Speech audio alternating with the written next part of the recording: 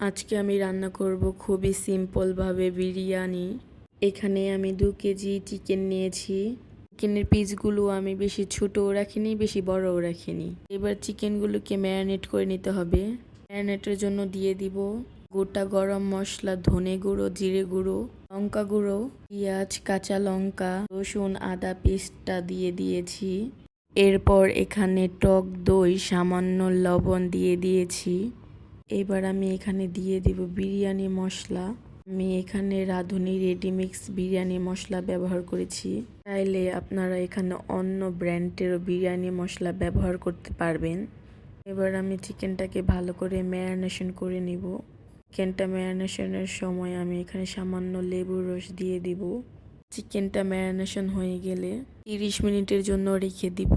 এরপর চিকেনগুলোকে লাল লাল করে ভেজে নিতে হবে। চিকেনগুলো ভাজার সময় চুলার আঁচটা লো রেখে দিতে হবে, যাতে চিকেনটা পুড়ে না যায়। চিকেনটা পুড়ে গেলে খেতে আর ভালো লাগবে না। বিরিয়ানি রান্না করার সময় চিকেনগুলো এইভাবে ভেজে নিলে চিকেনটা ভালোভাবে সিদ্ধ হয়ে যায়। চিকেন ম্যারিনেশন করার সময় চিকেনের যে মশলাটা ছিল সেটাও দিয়ে দিয়েছি।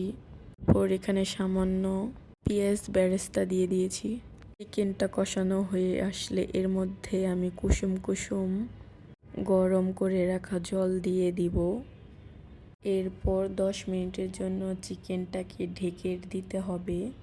চিকেনটা হয়ে আসলে এবার চিকেনটাকে নামিয়ে নিব। চিকেনটার কালার কিন্তু খুবই সুন্দর এসেছে। এইবার বিরিয়ানির জন্য পোলাও রান্না করব। তেজপাতা, গোটা গরম মশলা দিয়ে দিয়েছি।